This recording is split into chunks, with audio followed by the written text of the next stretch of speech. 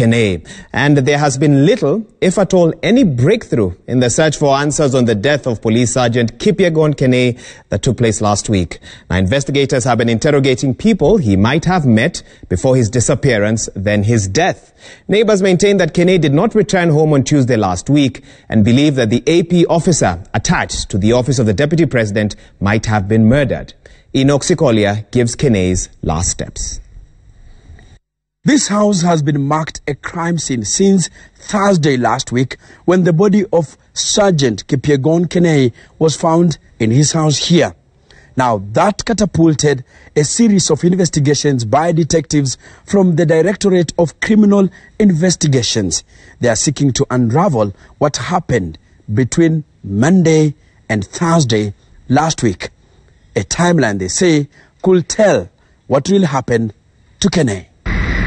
With the help of DCI sources, neighbors, guards and family members, Citizen TV has tried to trace Kenei's movement from the day he was last seen to the day he was found dead. Monday, 17th February, Sergeant Kipyegon Kenei is reported to have entered the estate on foot between 4 and 5 p.m. The report was made by security at the main gate at Villa Franca. Aliingia akiwa ameshika maembe kwa mkono. Na jamaa alikuwa tu na furaha.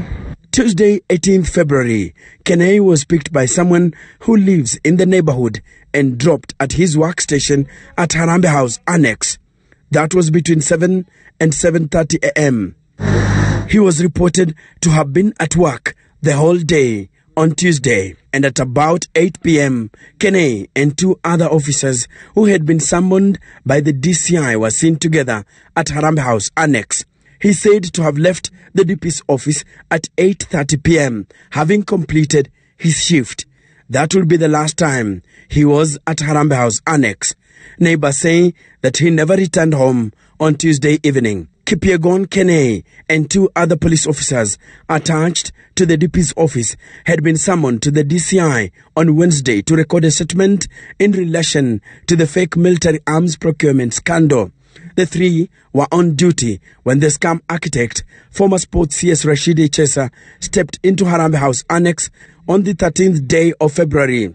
Apparently, Chesa and Kenei talked at length. The reason the Kinoti team had placed him as a high-profile witness in the alleged Chesa con game. According to neighbors, it was easy to notice the exit or entry of Kipyegon Kenei whenever he left in the morning and came back in the evening. That did not happen on Tuesday, Wednesday, and Thursday until his body was found on Thursday afternoon. Kenei's house was an extension of the main house and could only be accessed through the corridor between the main house and the perimeter wall. His house was close to the neighbor's bedroom located on the west side. Wednesday morning, and as usual, his neighborhood friend tried to alert him that it was time for work. They always gave him a lift. But Kenei's phone went unanswered, forcing them to leave without him. On that very Wednesday, the tenant living in the main house noticed that something was amiss.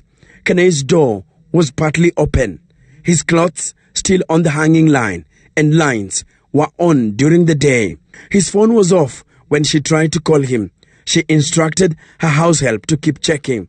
The status at Kenei's house remained the same on Thursday, and his phone was still off, forcing the tenant in the main house to ask her house help to check on him. But she could not push the door open. She sought the help of a guard and pushed the door open. They found him dead with a bullet wound to his head. But what puzzled those who came to the scene first, even the investigators, is the fact that there was no blood on the floor, raising questions if it was the actual scene of crime. So how did Kenei die? That is the question detectives are trying to answer with the post-mortem exercise planned for Wednesday. Enoch Sikolia, Citizen TV, Nairobi.